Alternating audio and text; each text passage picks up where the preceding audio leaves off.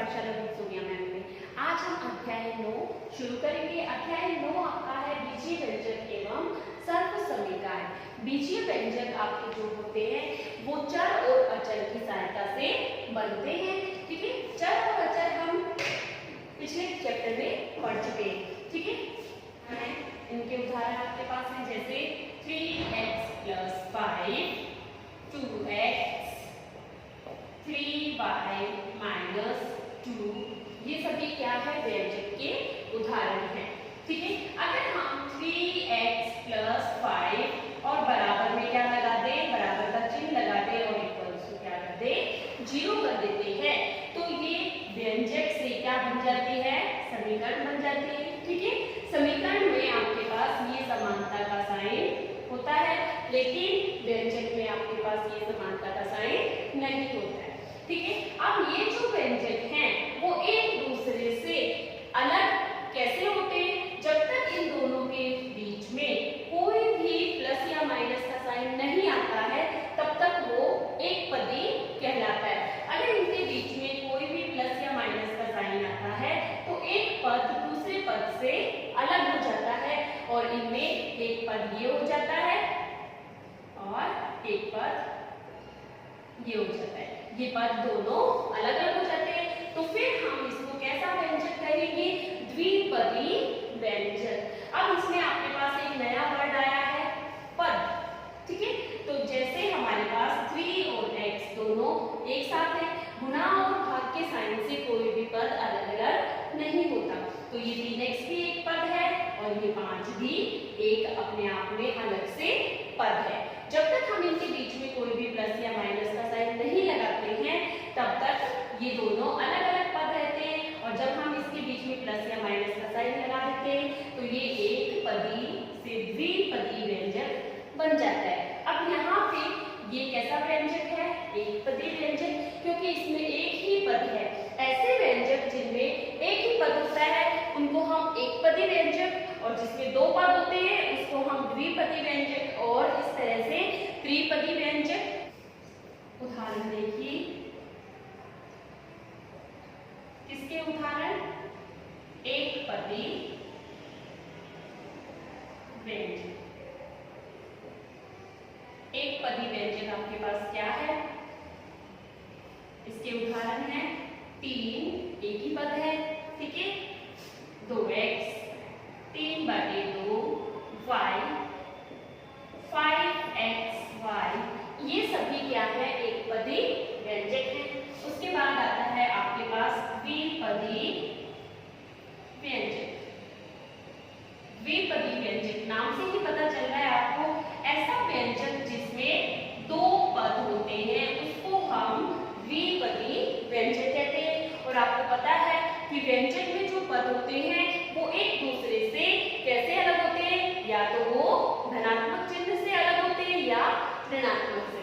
तो इसमें 3x - 2, 5xy + x, ठीक है, 5 - 2x, ये सभी क्या है, द्विपदी व्यंजक।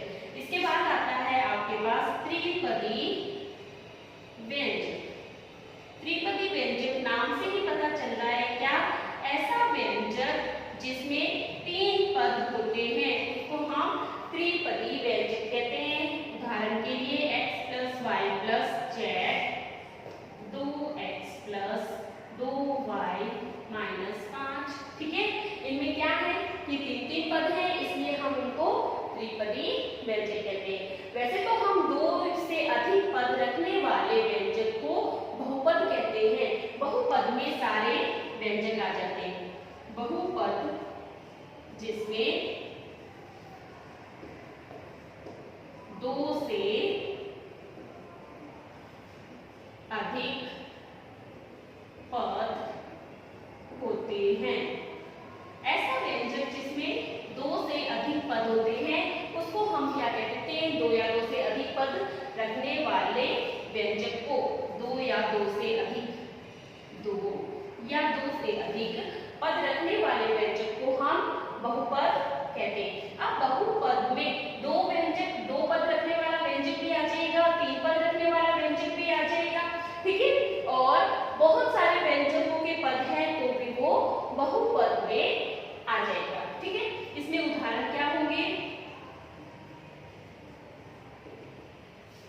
2x plus Y plus 3z plus 5, ठीक है, और 2x plus 3y plus 2 minus 3z plus 5, ठीक है। इसमें 3 पद रखने वाले, 4 पद रखने वाले, बहुत सारे पद रखने वाले, वो सारे व्यंजक ये सभी आपके इसके अंदर आ जाएंगे और इसको हम सिर्फ एक नाम से बोलेंगे, क्या? बहुपद। यहाँ पे हमने सभी को पदों के हिसाब से अलग अलग नाम दे रखा है और अगर हम इन सभी को इकट्ठा बोले तो हम क्या बोल सकते हैं? बहुपद, ठीक है। उसके बाद आपके पास आता है गुणांक। गुणांक कैसे देखेंगे हम? देखिए आपके पास ये व्यंजक है, उदाहरण है आपके पास व्यंजक का, क्या? 2x माइनस 5, ठीक है। गुणांक, इस व्यंजक में अलग अलग पद का अपना अपना एक गुणांक है। जैसे 2x माइनस 5 है, यहाँ पे आपके पास ये जो है चर किससे गुणा में है? चर के गुणा में कौन है? 2, तो ये 2 जो है अंक, नंबर जो 2 है वो क्या है? इसका गुणांक है। यहाँ x का गुणांक कितना है? 2, और यहाँ चर y का गुणांक क्या है? माइनस के 5। y का गुणांक क्या है? -5। आपको ध्यान क्या रखना है? चर किसके साथ गुणा में है वो उसका गुणांक, लेकिन वो क्या होना चाहिए? संख्या होनी चाहिए। अगर आपके पास कोई व्यंजक 5x y z है, ठीक है, तो यहाँ पे आपके पास गुणांक क्या है? सिर्फ 5 है, ठीक है। अब ये एक ही पद है तो इस पद का गुणांक क्या है? 5 है। और प्लस में 2 और आ जाए तो हमें पूछा जाए कि इस 2 का गुणांक क्या है, तो हमें ये ध्यान रखना है कि 2 को किससे गुणा करें कि वापस 2 ही आए, तो वो हमारे पास क्या रहता है? हमेशा 1। जितने भी नंबर हैं, जितनी भी संख्याएं हैं, उन सभी का गुणांक हमेशा क्या रहता है? 1। और अगर यहाँ पे आपके पास प्लस के साइन के अलावा माइनस का साइन होता, ठीक है, तो ये माइनस का 2 होता, तो यहाँ पे हमारे पास गुणांक क्या हो जाता? 2 का गुणांक कितना होता? -1, ठीक है बच्चों।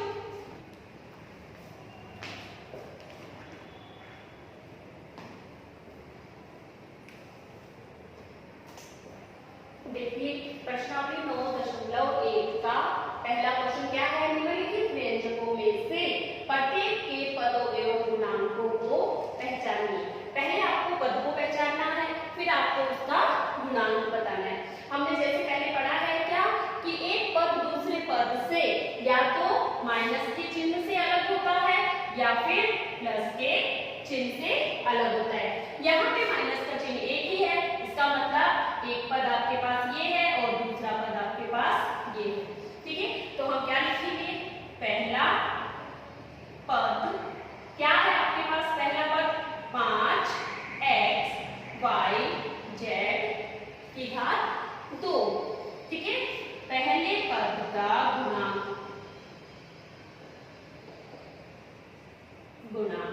कितना है? इसका गुणांक मैंने आपको बताया कि जब भी आपके पास कोई भी संख्या आगे गुणा में लिख रखी है, वही संख्या क्या होगी? इसका गुणांक होगी।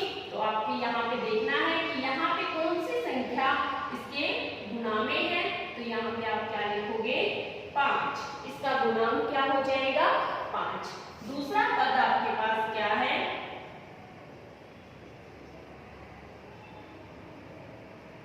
दूसरा पद आपके पास क्या है? 3z y, ठीक है, 3z y इसका दूसरा पद है। फिर मैंने आपको पहले भी बताया था कि अगर हमारे पास माइनस का साइन है तो वो भी हमें साथ लेके चलना है। फिर दूसरे पद का गुणांक, दूसरे पद का गुणांक क्या होगा? यहाँ पे इन दोनों के गुणा में क्या संख्या है? -3, तो दूसरे पद का गुणांक क्या हो जाएगा? -3। दूसरे भाग में देखिए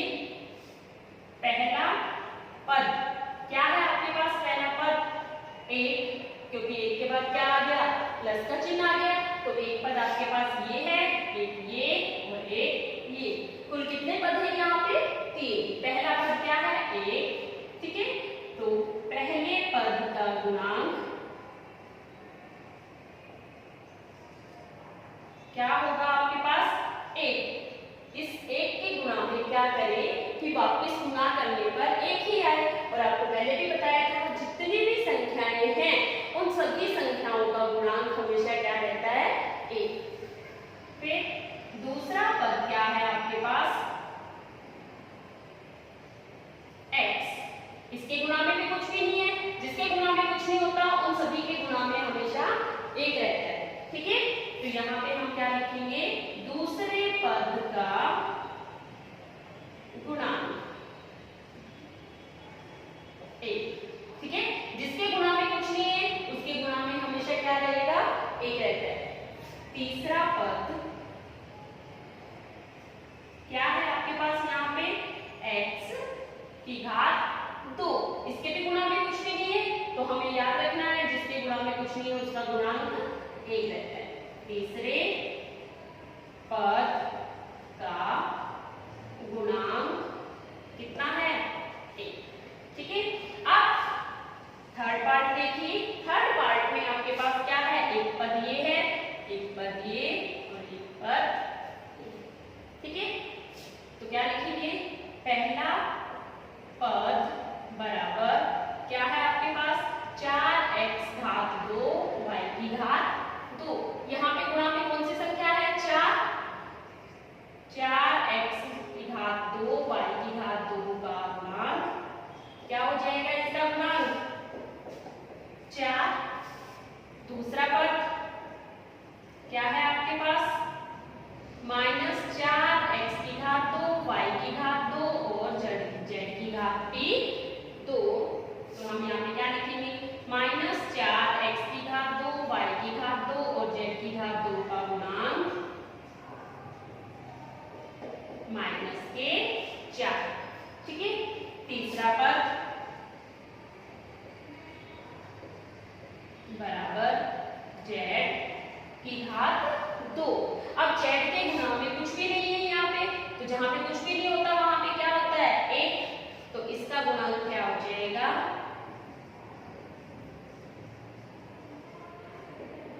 1। ओके बच्चों।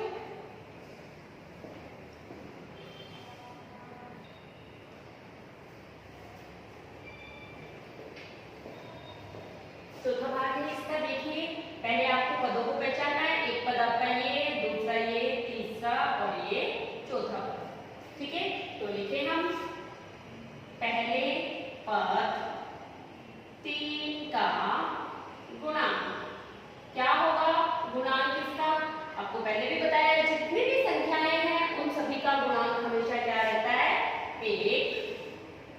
दूसरे पद -pq का गुणांक, जिसका गुणांक कुछ भी नहीं होता, गुणा में कुछ नहीं होता, उसके गुणा में हमेशा क्या रहता है 1 रहता है। और इसके आगे माइनस का चिन्ह है तो माइनस का 1। फिर तीसरे पद qr का गुणांक, इसके भी गुणा में कुछ भी नहीं लिखा हुआ तो इसका गुणांक भी क्या रहेगा 1।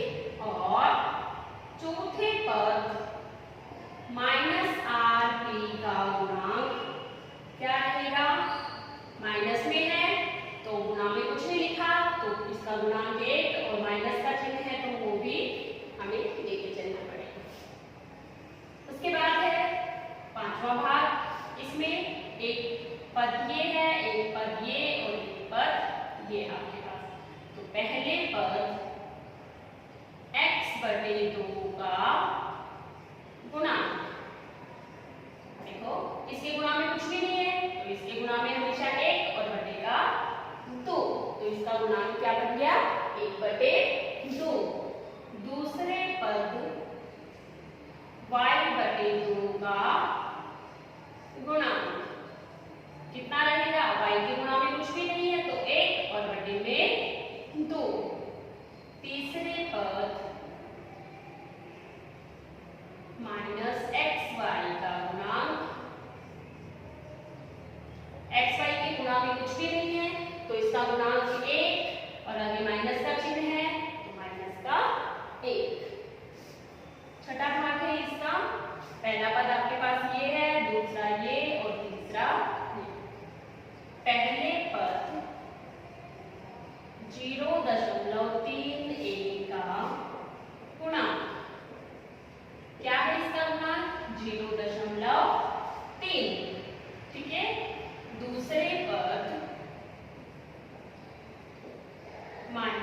0.6 का गुणांक माइनस के 0.6 और तीसरे पद का गुणांक 0.5b का गुणांक। इसका गुणांक क्या रहेगा आपके पास 0.5। ठीक है बच्चों, ये आपका है क्वेश्चन नंबर फर्स्ट।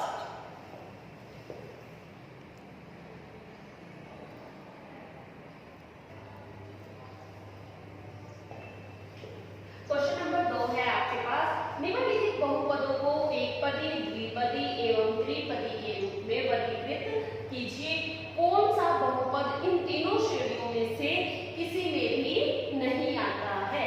सबसे पहले हम क्या करेंगे, अलग अलग लिख लेंगे। कैसे? फर्स्ट आपके पास क्या है, एकपदी,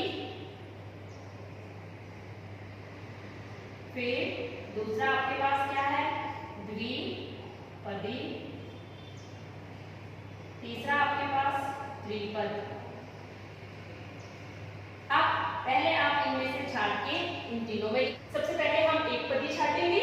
देखो इसमें दो पद है, एकपदी कौन सा है, 1000, एक ही पद है इसके अंदर।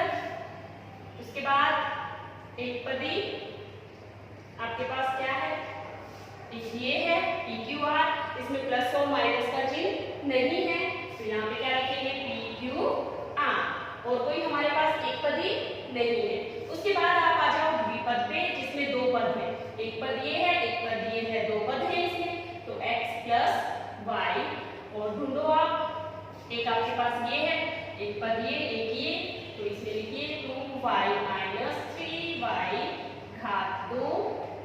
द्विपदी एक ये है आपके पास द्विपदी 4z माइनस 15z की घात 2, फिर p की घात 2q प्लस pq की घात 2। उसके बाद 2p plus 2q, 2p plus 2q। ठीक है, आपने सारे द्विपदी को छाट दिया है। उसके बाद आपके पास आते हैं त्रिपद, जिसमें कितने पद होते हैं, 3 पद होते हैं।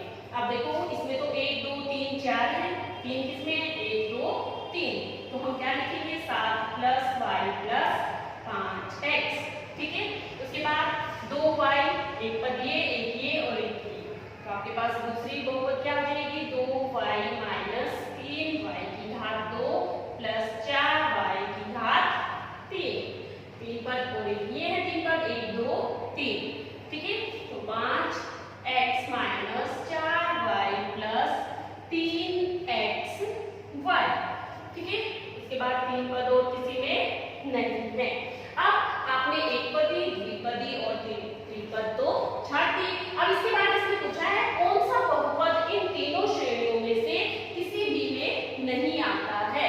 तो कौन कौन से ऐसे हैं, एक तो आपके पास ये है, कितने पद है इसमें, 4। उसके बाद ढूंढिए और कोई, एक आपके पास ये है, इसमें भी कितने पद हैं, 1 2 3 4। ठीक है, तो हम क्या लिखेंगे, बहुपद जो इन तीनों श्रेणियों में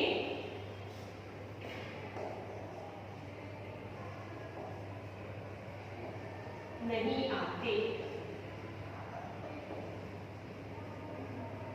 कौन से हैं, x प्लस x की घात 2 प्लस x की घात 3 प्लस x की घात 4, और दूसरा क्या है, ab प्लस bc